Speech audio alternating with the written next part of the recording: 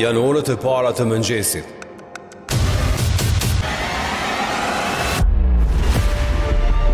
Për të marrë situatën në kontroll, aktivizohen autoblindat e njësisë për ndërhyrje të shpejtë, të pajisur me arsenal të kalibrit të rëndë.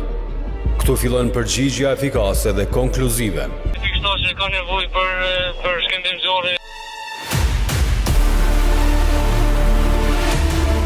Përgjigjja ndaj këtij profesionale, me vendosshmëri dhe guxim.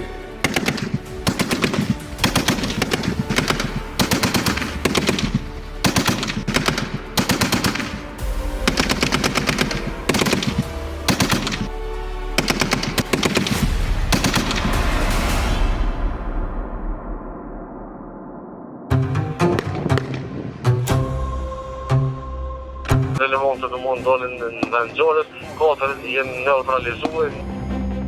Gjithçka tashmë është marrë në kontroll nga kjo njësi elitare.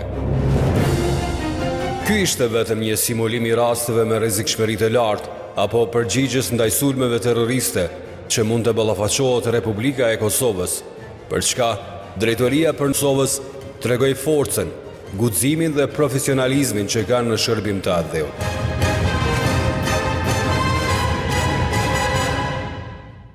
Dhe për të ballafaquar me çdo grup apo individ që cënon sigurinë e vendit. Për herë të parë, drejtori i Drejtorisë së Njësive për ndërhyrje të shpejtë për të parandaluar çdo aktivitet të kundërlidhshëm kufitar.